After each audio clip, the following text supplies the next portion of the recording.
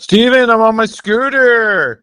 It's like 4 degrees out because I had to drop my car for an inspection. That's right. An inspection. So then I scooted back to work and it's freaking cold, man. So, Steven, I had to scoot from the car place because I had to drop my Tesla off at the Don's Auto Body or whatever the hell they're called around the corner down the street near my other house because you have to do inspections every year here in PA. You have to pay for them too, right? Yeah, you have to pay for every inspection, and it's like 12 degrees out. Well, it's like 22 degrees out and windy. So, I mean, I scooted there, and obviously that's cold. It's just I wasn't going to take an Uber, and then I scoot back and get my car when it's ready. It's not that bad. It takes me like 8 or 10 minutes to do it, but it's just freaking cold. Freezing out. You know, I have gloves, but the gloves then my fingers get cold inside the gloves. I don't even know what the gloves are there for. I think the wind chill alone is like 10 degrees or something. It's cold. It's not very nice out there right now. It was 14 degrees when I woke up today. Yeah. And I also had to drop off my car for an oil change this morning before work, and it was 16 degrees when I was waiting for an Uber to pick me up. But I didn't scoot. Yeah, the Tesla doesn't do oil. Yeah, you're lucky there. So why don't we recap? I want to jump into the recap of the R1 versus R3 sensor video that we just put up. I know that there was some the photon stuff that came out. We recorded this back in November. Well, I was going to say, we actually filmed this before Bill, the guy who runs Photons to Photos, before his findings came out. And I was kind of nervous to post this video beforehand just because I had nothing to confirm it with, all the findings that I did in studio. But essentially everything he put out is exactly what I found to be true in studio with our testing. So you found out that the true base ISO is 200, right? That is a true gain stage. We did a cap test to see where the proper gain stages are, and it looks like 200 and 1600 are the actual gain stages for the R1, but 100 is still great. And what I don't understand is he's considering 200 the base ISO, the true base ISO for the R1, although 100 ISO still gives you better dynamic range. So see, my thing is, why would you shoot 200? One, let me just tell you that we know that the cap test is bullshit. It shows you results. No, I get it shows you results, but when you have to raise it 5 fucking stops to see the results, I get it.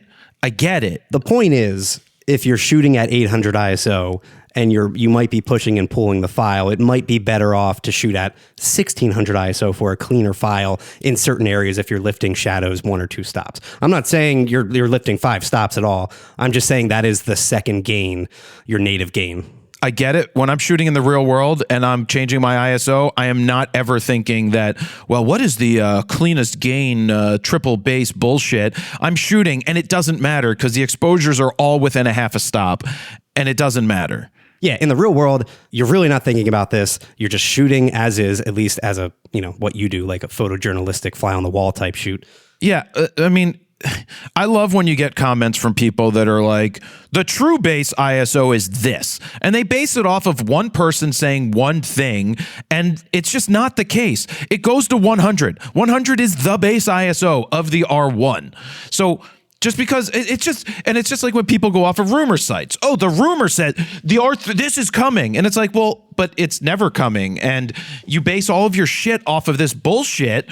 It's just really annoying because it's stuff that people don't own this camera and they're not going to own this camera. And then they have to complain about it just to complain about it, but they use it to justify some other bullshit that's in their head. There is no professional out there shooting that gives a shit about this stuff. They only care about what the camera allows them to do. And these cameras allow them to do everything they need to do. And they don't even understand most of the settings in some of these cameras. We saw that with Evan Vucci. He has his camera set the way that he has it set, and he's out there shooting in the real world. That's their job. That's what they do. They don't sit here and overanalyze.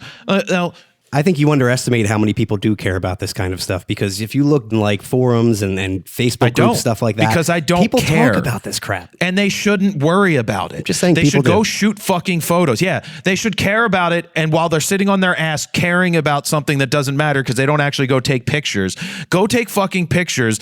No one's going back to the D2H files back in the day that I have and sitting there and doing a cap test and be like, ah, man, you should have shot that at a 800 ISO instead of 1250 because it would have been so much cleaner. Nobody, like, the over analyzing of everything is so beyond what needs to be done. I get it. People care, but they shouldn't fucking care. They should go shoot the damn pictures. You're never going to see a difference. It was like back in the day, people back in college were like, when you're going to enlarge a print, a file, telling you to do it in 10% increments.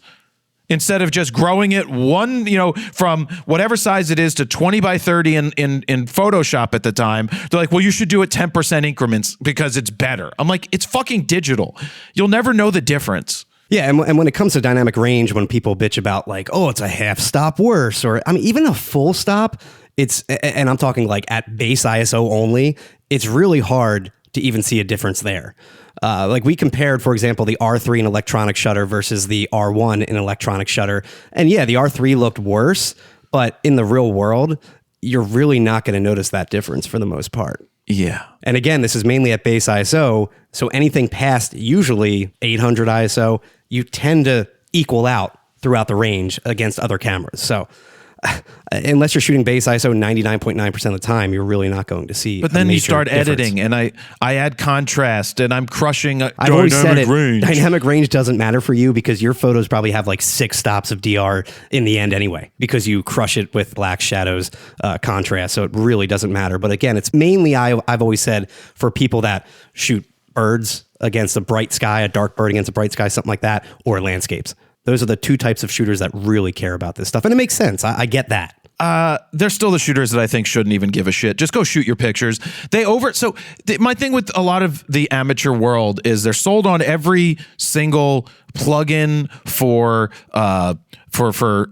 sharpening. Like you see these ads and these people are like, I see it when people send me files and critiques and mentorships where they're showing me these over-processed, over-sharpened edges on a 100 ISO file.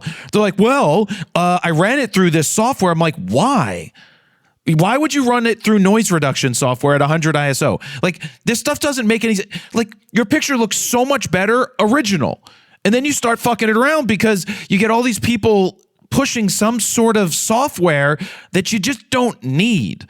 The basics and fundamentals of just processing and shooting are really what you need. And it just gets to me that a lot, it's usually the amateurs that are being sold this stuff and end up overdoing their images because someone's like, well, when you're shooting birds, you need to shoot a stop under for the underside of the bird and then do this.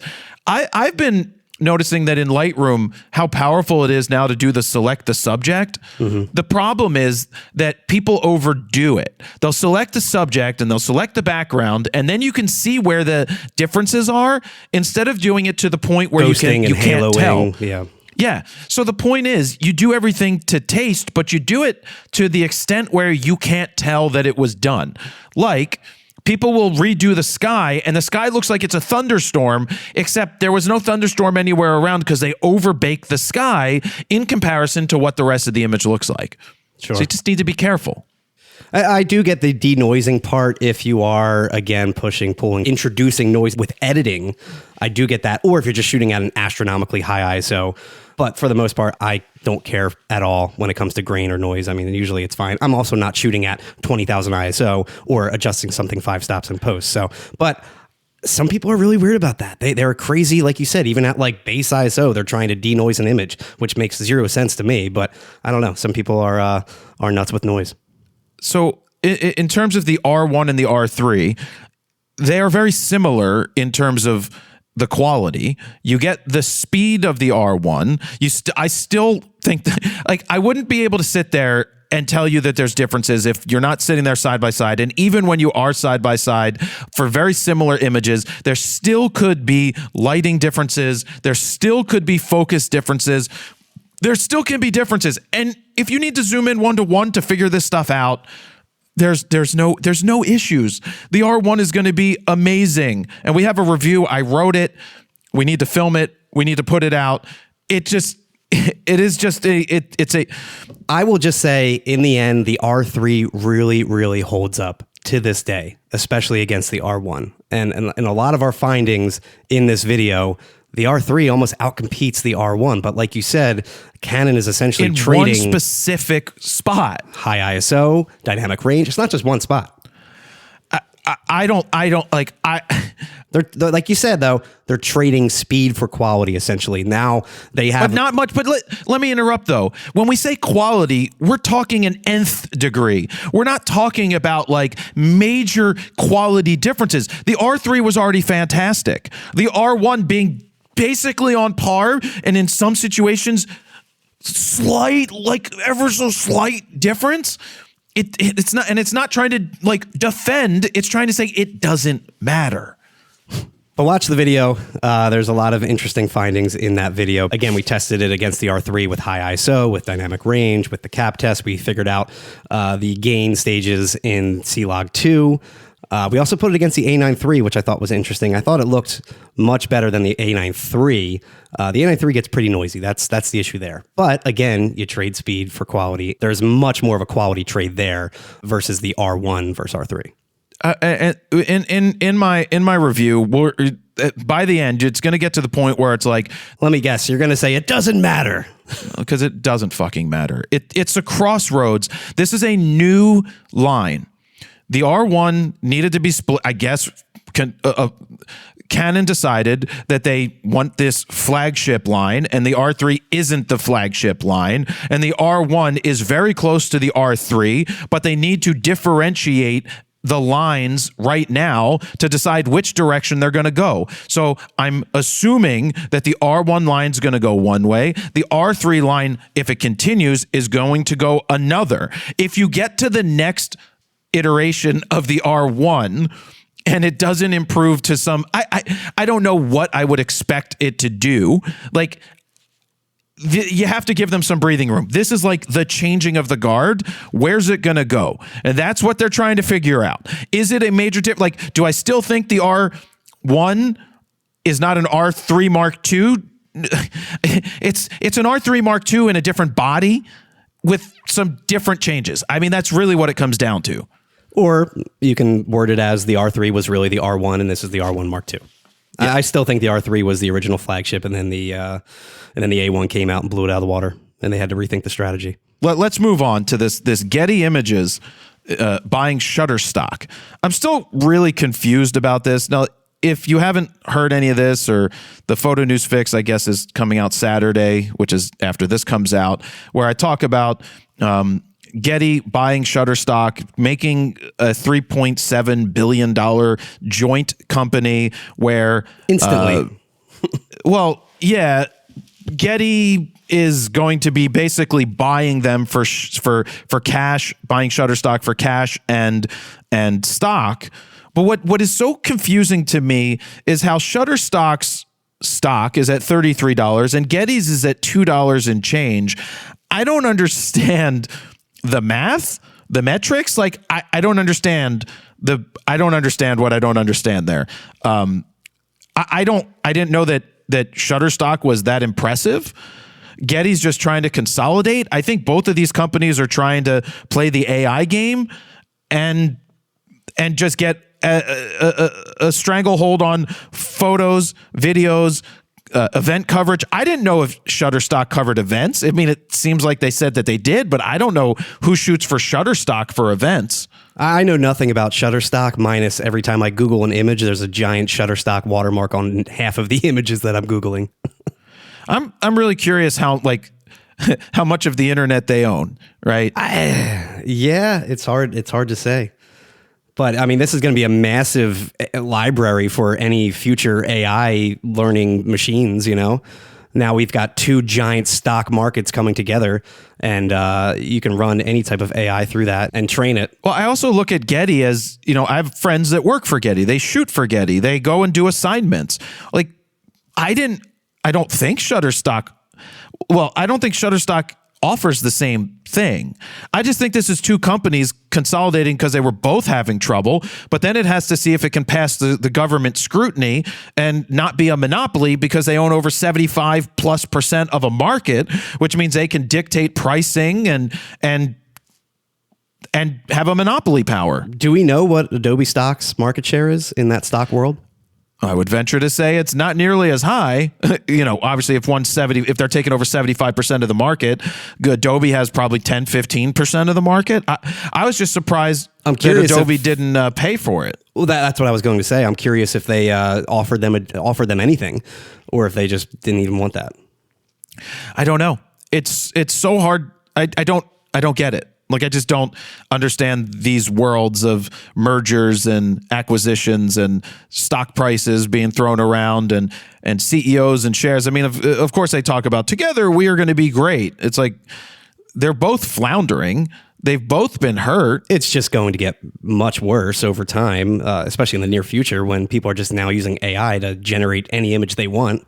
And they can use it for whatever. I mean, humans a little iffy, but anything else, you can generate anything these days. It's going to be interesting to see where they go. I think it's very important to have companies like Getty. You also have Reuters. You have the AP. You have, these guys all have stocks, right? They all have not stocks, but like stocking images. They have a ton of images. More historical, yeah. Yeah, but Reuters and AP, they're newsworthy. Getty is all newsworthy, right? They all push that out. So if someone goes to the red carpet, they're all there trying to have their images get licensed by whoever wants to run with them. So it's been a race to the bottom of making things less expensive and charging not a ton of money, which then means not paying the photographers as much. I don't know where the cutoff is. I don't know where it ends up changing. This is where we're at.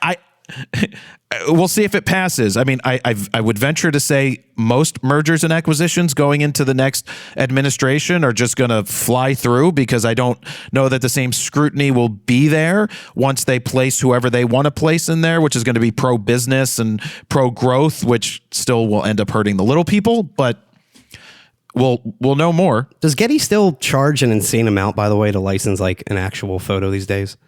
I don't know the answer. I know you can get a membership and you can get a license for the year, but unlimited, but I don't know what the pricing structure is. Yeah, I'm looking up now some of Evan Vucci's, and he's, we talked about him before. He's a photojournalist who shot the famous Trump assassination attempt photo.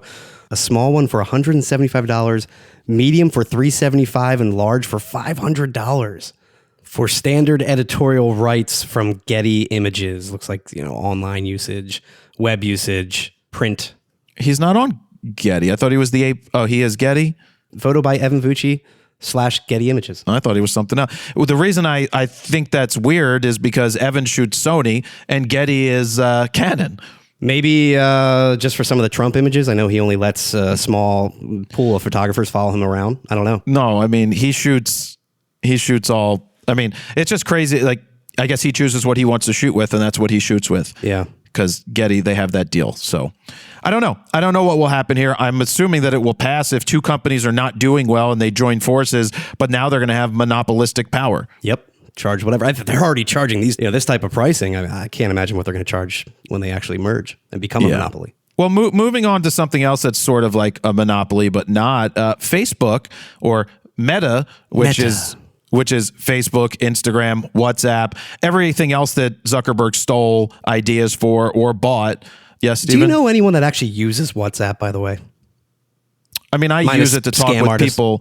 I use it to talk to people in other countries. They all use WhatsApp. I feel like that's the only use case for WhatsApp these days is to talk to somebody, in a foreign country. Us, but they use it as their entire life in other countries.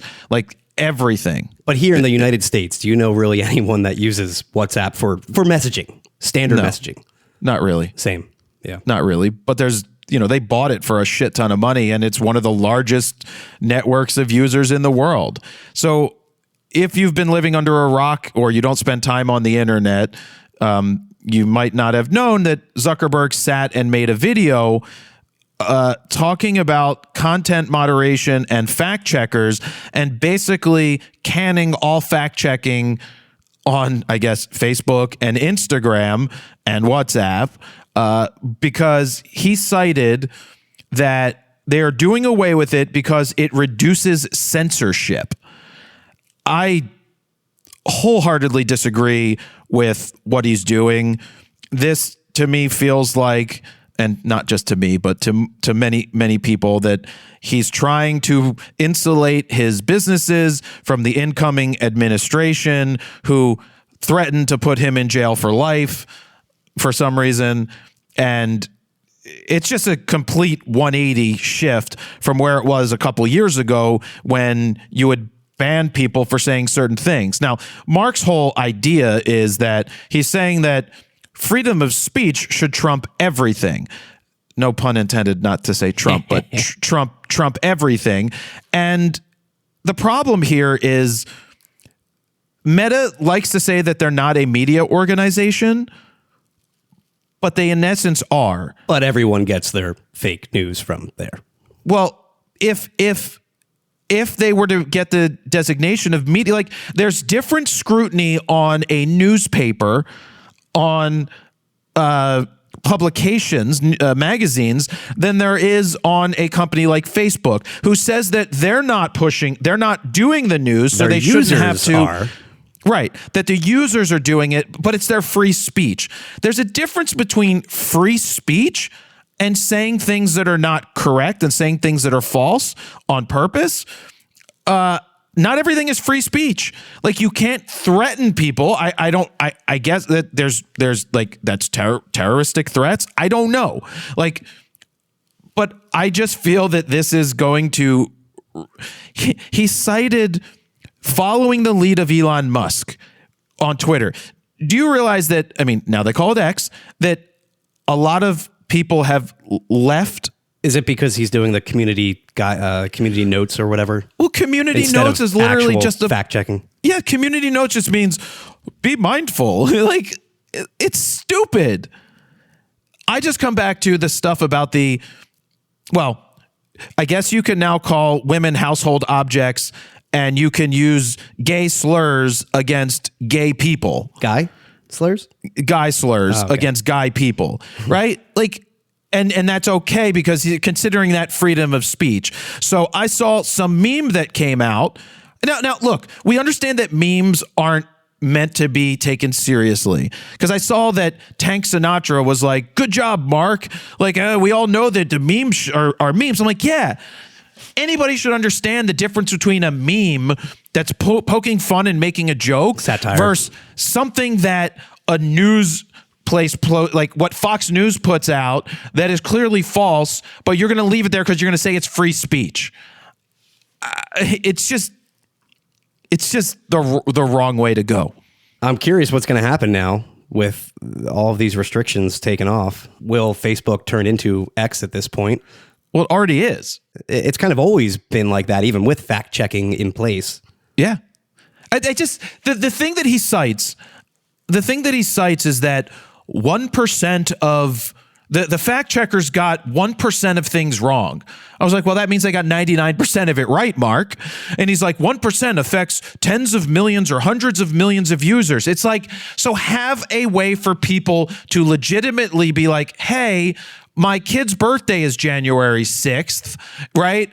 And you shouldn't ban me posting on January 6th about my son's birthday for whatever reason. Like, there's just issues that might happen. That's just not, you're not going to catch everything and get it right 100% of the time, but getting it right 99% of the time, I don't know, sounds pretty good to me, to get shit right 99% of the time. And then instead you're just burning the whole house down. Fuck.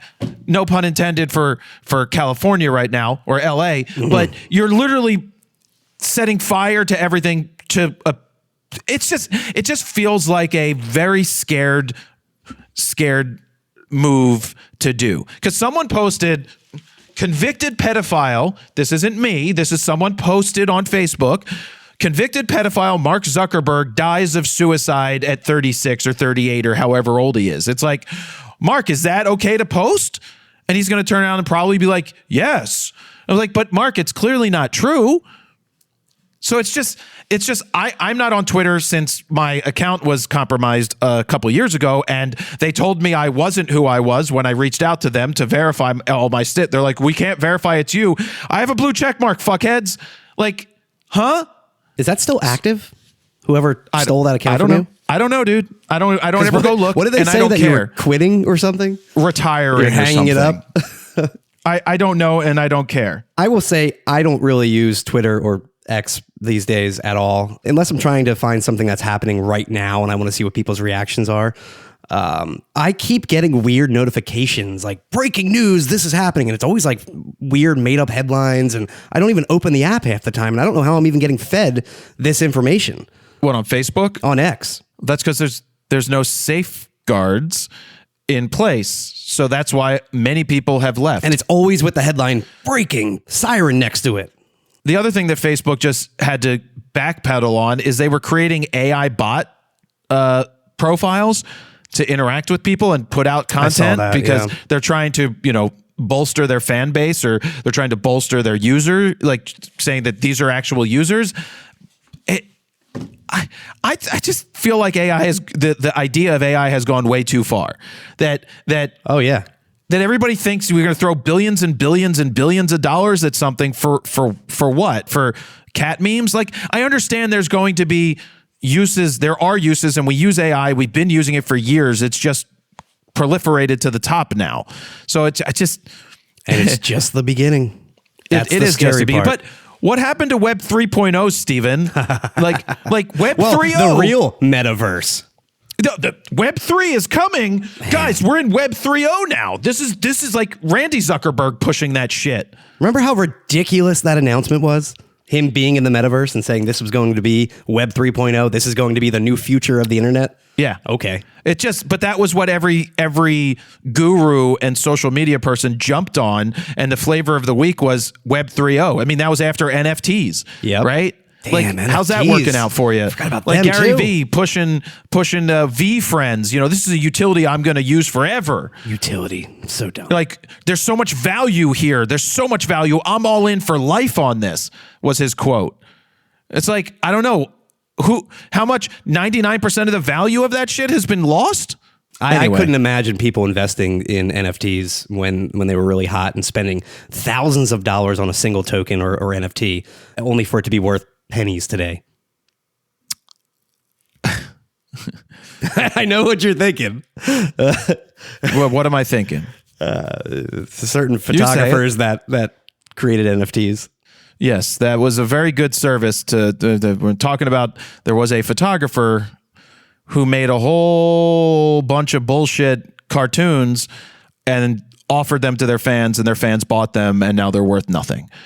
I wasn't going to jump on that bandwagon, dude. I'm not a bandwagon jumper. I'm a tub thumper. Oh, you said since day one, like, this is bullshit. And it is. But I say that stuff, and then you also get FOMO. You also then sit there and you're like, am I wrong? Is this the next big thing? We've always said it about Gary V. He invests in a million different things, and eventually one sticks. And that's why people jump on the bandwagon and invest, trying to make a quick buck. Oh, man. So anyway, that's all that. Yeah, I just play the long game, man. You play the long game.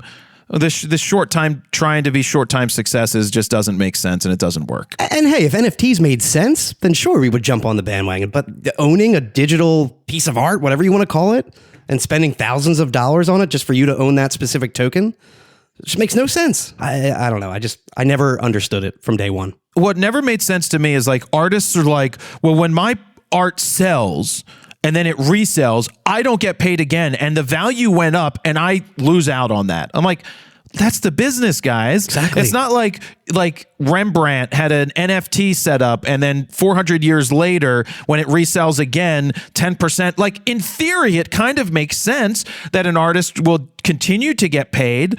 But if you are choosing to sell your art, why would you get paid again later after it sells again? Like, that's just don't sell it then. That's my feelings there. So the next thing on the list here, Sony car. Sony has the Sony car, the Afila, which I've I've sat in before, but I bring this up because they've finally announced in their partnership with Honda that it's up for sale for pre-order. And guess what?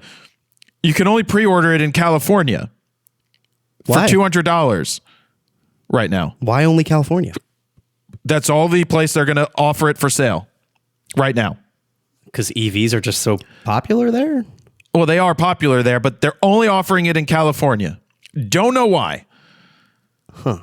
So for those of you who don't know, Or if that's just maybe their trial run and they want to see if it if anyone actually buys it. in 2020, they came out with the concept car at CES. They rolled it out and everybody was like, wow. And I said, it's a way for them to show off their sensors and technology. It's more of a technology showcase. Then they team up with Honda. I think it's Honda, not Hyundai. One of them. Well, they team that's up a big difference, though. I know. They team up with an actual company. I think it's Honda. I really do. And now they're bringing it out. But let's talk about the two models. There's two models. There's an $89,000 model, It's which Honda, is the I just basic checked. Honda. Okay. Which is the basic model. Then there's the $109,000, which is the signature edition model. And that one is available in 2026, they're saying, but the cheaper one won't be available till 2027. And some of the specs are now they finally told us that it gets 300 miles EPA range on a charge. It has 40 sensors and cameras. It has screens that go across the entire car. It has a PlayStation 5 in the back because I sat in it. I played with the car. Like, it's really cool in concept, in theory. But when a car comes out in 2026 and only gets 300 miles, maybe EPA estimated range, like that could just be the more expensive one. And the cheaper one will get what? 250? What is your car get? 307 or something. And that's an SUV. Well, it's the Model Y. Gets over 300 when it's brand new. And they're changing technology all the time. I just, from a car standpoint, I don't know who in their right mind would buy this as a car. Like, it just doesn't make any sense. For the general public, it makes sense for Sony to showcase their technology. Wow, did you see the dash? Yes, I've sat in the car. It's just one giant screen that stretches across the entire dash. And then there's two more screens on the back of each seat. Yeah. I will say I'm not a huge fan of the way the car looks, though. Yeah. It just looks like your standard EV that's attempting to look futuristic, that looks already outdated. Yeah. I don't know that anybody's going to buy one of these. So, I mean, you could put a $200 deposit down that they sit on for the next year and a half, because 2026 means the end of that could be 2 years from now, basically. It'll be like the Cybertruck. People sat there for 4 or 5 years until they finally got their Cybertrucks. As at least from a company that made cars, Well, exactly. And produces a ton of cars. Like, they're going to make 4 of these things. I just rewatched, by the way, the Cybertruck initial announcement where, Elon goes to throw the ball or whatever. The employee throws the ball out the window and smashes it. I forgot how bad that was. And then he's like, try it again. Back window, not as hard. Smashes again. Well, it didn't go through, so it's fine. It's armored glass. It doesn't have armored glass anyway now. They did away with that. I'm sure they did. They don't have it. They did explain why that happened in the first place, but... Well, the best part, though, is right before they did that, they showed the glass and dropped the ball from, like, the ceiling, and it didn't smash. And then they tried to do it in real life, and that's when it smashed. Yeah, so... Anyway, that's the Sony car. You ordering one? No. No, I will not be ordering one. No, that's not for you, Sony car? No, it's not a Subaru. Not for me either. Well, speaking of Subarus, my friend, as photographer I know in Boston, did something called Queerly Beloved, which was a gathering of queer folk and queer allied folk to like be vendors, and because she does wedding photography and stuff. I did have to ask her a question. I said, did Subaru sponsor this Queerly Beloved? Because that would have made sense. She's like, no, that would make sense. I'm like, okay, the second question is, how many people drove up in Subarus? How many were in the parking lot? Yeah. She's like, well, me and a bunch of other people. And I was like, yeah, that makes sense. That makes sense. Funny. And only one person drove up with the Subaru Baja. Good old Dan. It was Dan. So I saw Dan last night at bowling.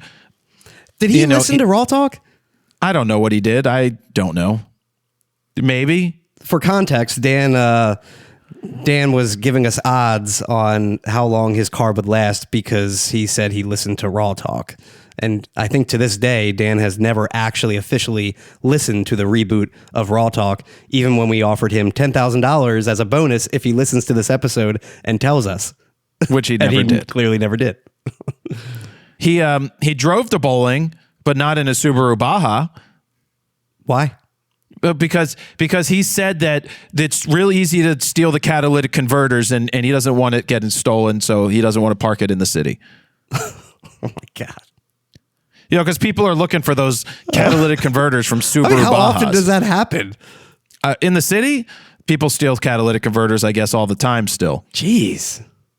I had a car stolen in front of my house 2 weeks ago. Really?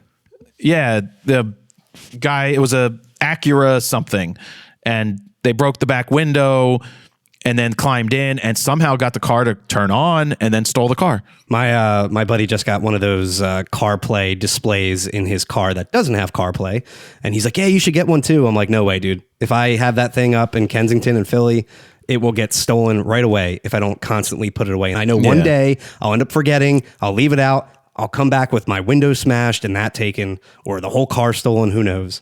Yeah. So let's move on to this Canon rumor, EOS RC. You want to go into this a little bit? I mean, it's just a rumor that they're saying there's going to be a cinema-based camera coming out from Canon, and they're not sure if it's going to be APS-C or full frame.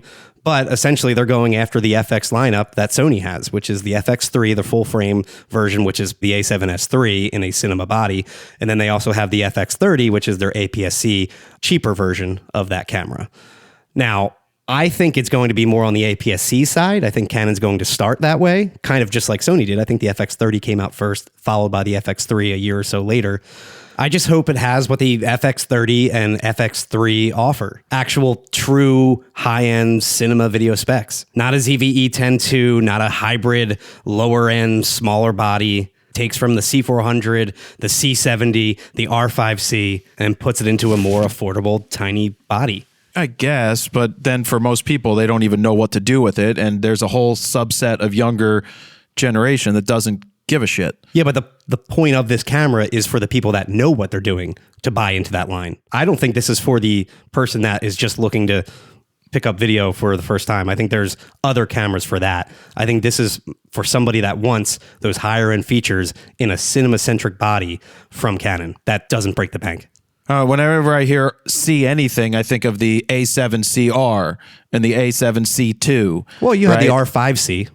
Yeah, I guess if you're playing off that game, I don't know. Like, it just so many different cameras in a range that it's like, this does this, but this one doesn't. This does that, but that one doesn't. Again, though, I think if they went all out and made this just video centric and pretty much nix stills altogether, which I'm fine with, or might electronic be shutter only, viewfinder. No mechanical shutter. I do think it should have a viewfinder if it is. Now, I know Sony's don't have viewfinders because they expect people to be using an external display, but I think from a shooter like myself, I prefer a viewfinder all day if I'm shooting outside, sunny day or something like that. But I'm hoping they give it that cinema style body with a lot of quarter 20 inputs. It has like a built-in cooling fan, some kind of heat dissipating structure, unlimited record time, 4K 60, something similar to Sony's tile menu for video, open gate recording while we're at it. So we can do vertical and horizontal video, tally lights everywhere, give it all of the log modes, dual card recording for backup video redundancy. Obviously, we need IBIS, but all of that right there is really the bare minimum for a high-end cinema camera that has to compete with the FX3, in my opinion. We'll see what they do. I have no idea what they're going to do. And it's just the market. And I expect them to break out some really inexpensive things, and I think they'll get into point and shoots again. I think the point and shoot world is too important right now because all the people buying all the old point and shoots. I just hope they don't over bell and whistle point and shoots if they're going to make a point and shoot. Well, and I think if they don't strike while the iron's hot, I think they're going to miss that and lose a bunch of money. I think of what Nikon was going to do when they were trying to battle the RX100 lineup with their own style of advanced point and shoots, and they ended up abandoning that entire line. Nikon Coolpix A? No, what was the lineup they were going to come out? The DX? What was it? Yeah, I don't know. There was the A, which was like a point and shoot that had a bigger sensor. They got rid of everything. Yeah, they were about to launch that, and they killed it, whatever it was. It was basically the RX100 competitor, and I think they had like a 360 camera part of that line. Oh, I got that upstairs. That's a different line. I think that's a different line of stuff. It never came to fruition. No, but we did sit and have meetings with them about it. We got briefed, yeah. I also got the 360 camera too. You did. I think the 360 camera that was the came only out, one. But yeah, nothing else. The actual advanced point and shoots never came out. They weren't advanced point and shoots. They were just action cameras. A whole different line. They had a different line. That wasn't that. There was another line, yeah, that was also supposed to be line. released, and it had like a 2470 equivalent or something like that. Yeah. Oh, wait. Here it is. I just found it. It's the DL series. That's what it was called. And it was 3 different point and shoot style cameras with 1-inch, type 1, sensors in them. And it was a 18 to 50 version, a 24 to 85 version, which both had variable apertures of 1.8 to 2.8 when they zoomed. Yeah, so it was literally exactly like an RX100 Mark V. Yeah, they got rid of that. Other than that, there's not a whole hell of a lot going on coming out of CES. I would have expected, well, I guess there's nothing to expect camera-wise out of CES at this point because it's more of a AI-driven, computer-driven, NVIDIA-driven show. I saw some like something from like Belkin, which was like a what do they call that on the back of the iPhone? The round thing, the mag thing. Safe, whatever. Yeah, charging. Yeah, well, it's a charging device, but it also doubles as a shutter release for the camera, like Bluetooth. It's like, I just don't know how these companies make it with these accessories. Like, how many people are actually buying that? Yeah. What I did see get announced at CES, something that I'm stoked about, is the new robot vacuum from ROWtalk. This new vacuum, dude, has literally a mechanical arm that comes out of it and moves things out of the way as it vacuums. And not only does it do that, but you can also train it to put things back. Like if you have your shoes out or something by accident, it'll pick your shoes up and place them back where they normally go. It's insane. And I would say for anyone who doesn't have a robot vacuum, invest in one because in my opinion, it is one of the best things I've ever done. I absolutely love my ROWtalk vacuum. Run that thing every other night, mops, vacuums, does everything. Yeah, mine sits under a thing and I never run it ever. Yeah, why don't you ever run it? I have cleaning people that come in and clean. There you go. I don't so. know. Because the thing didn't run perfectly every time, and then it just pissed me off. And well, I offered to come back in and like reset it for you, but you I just think it annoys the cat. I don't want it to annoy the cat. You know, I would need 2. I need one upstairs, one downstairs because my house is so big. You know, can't go downstairs by itself. I actually have 2 now because I upgraded to their latest flagship model last year, and now I put my old one upstairs. And yeah, I run it every other night. And having a child and a dog, I mean, that thing is a lifesaver for anyone that has kids. Now, I will say it's a pain because you have to, clean up all the toys and everything, all the dog toys and all the kids' toys before you run it.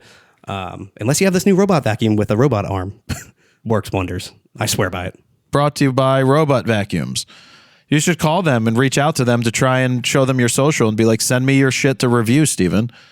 Well, there are dedicated YouTube channels one's called like Robot Wars. That's all they do is they literally review every single robotic vacuum that comes out. And there are tons of robot vacuum brands out there now. Yeah. I like ROWtalk personally, but anyway, I can go on forever about this. Yeah, go start a podcast. There's not much going on in the photo world at the moment. So we'll see what happens in the next couple of weeks. We'll see with CP Plus what comes out. It's that lull time after New Year. Between the end of December, early January. Yeah. There's really not much going on in the photo world.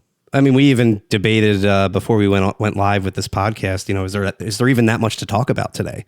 Just because there really is nothing going on in terms of our industry with news or anything.